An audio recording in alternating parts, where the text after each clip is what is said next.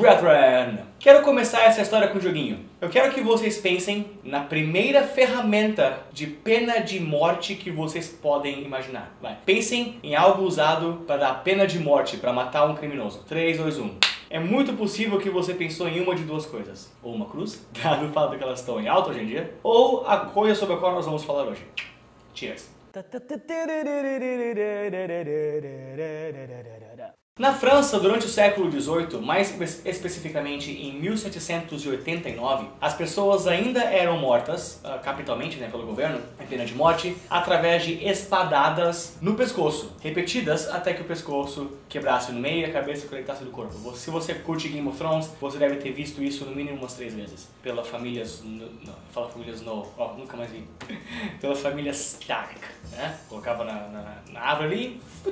Mas acontece que na vida real, esse tipo de execução é muito sujo e muito desumano para a pessoa sendo executada. Não é rápido. Muitas vezes a pessoa ia bater com a espada e não cortava na primeira vez. Aí a pessoa estava agonizando, ficava lá, talvez já quase morrendo, sangrando em tudo, gritando, e o pessoal olhava aquilo horrorizado. E a pessoa continuava batendo até que finalmente a cabeça saísse. Era uma cena horrível. E até as pessoas que eram contra a pena de morte naquela época achavam que ela podia ainda existir, pelo menos contanto que não fosse algo tão feio. E uma das pessoas na França nessa época era Joseph Ignace Guillotin. Em 1789, ele propôs uma maneira um pouco mais humana de acabar com a vida desses que estavam condenados à morte. Ele projetou, junto com 2 pessoas, Antoine Louis e Tobias Smith, uma máquina que teria um metal de tamanha força que quando caísse na vítima, que estava lá embaixo esperando com o seu pescoço pronto para ser cortado, o pescoço seria cortado e a cabeça sairia de uma vez só, e não haveria dor, pelo menos. Embora ele não era fã da pena de morte, ele sabia que já que era para existir, pelo menos podiam fazê-la um pouquinho mais humana e não causar tanta dor na vítima. A sua máquina não poderia ter vindo numa época melhor. No ano 1790 foi o auge. É o grande terror?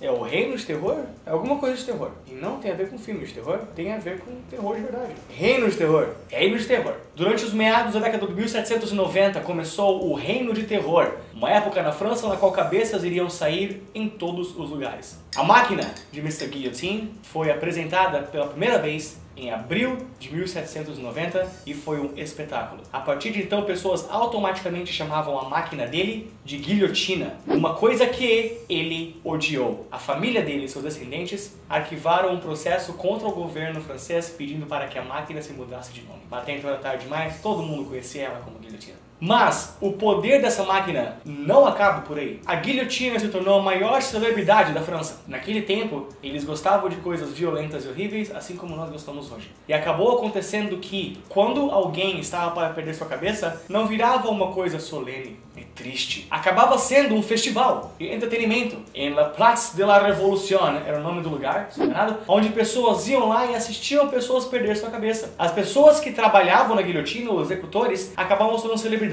As roupas que eles vestiam naquela época se tornavam a moda do momento. Criminosos da época até tinham tatuagem em seus corpos, dizendo que as cabeças deles pertenciam ao nome da pessoa que estava trabalhando na guilhotina. Guilhotinas eram brinquedos de crianças que muitas vezes cortavam a cabeça de bonecos ou até de ratos vivos de verdade. Chegou a um ponto que membros da aristocracia francesa começaram a bolar festas da guilhotina, no qual as únicas pessoas que eram convidadas eram membros das famílias daqueles que tinham perdido suas cabeças na guilhotina. E eram festas enormes, elaboradas e ricas, na qual essas pessoas vestiam fitas vermelhas no pescoço para simbolizar um pescoço cortado. E até faziam uma dança que tinha a ver com uma cabeça assim se movendo para simbolizar a perda dela. Pensaria-se que isso seria uma coisa triste? Uma festa mórbida? Mas não, chegou a um ponto que pessoas começaram a mentir sobre o fato que eles tinham familiares que perderam as cabeças para que eles pudessem entrar nas festas. E é claro que fama não foi a única coisa negativa que a guilhotina trouxe. Ela também matou gente pra caramba. Não só no Reino de Terror, onde incontáveis números de pessoas morreram, inclusive a ínfame Marie Antoinette, ela continuou sendo usada até muito mais tarde. E é especulado que durante os tempos nazistas, a guilhotina foi responsável por mais de 16 mil mortes. Especificamente, 16.500,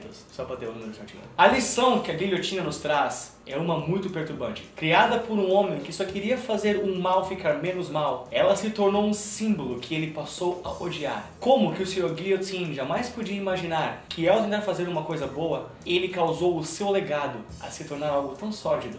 Até o fim dos tempos, ninguém mais vai conseguir chamar a guilhotina de outra coisa. O nome da família inteira dele está associado agora com morte e destruição. Então, se há uma lição, acho, para ser tirada do triste resultado das boas tentativas e das boas intenções do Mr. Guillotine, é que muitas vezes, ao querer fazer o bem, nós acabamos fazendo exatamente as ações que nós tínhamos premeditado fazer.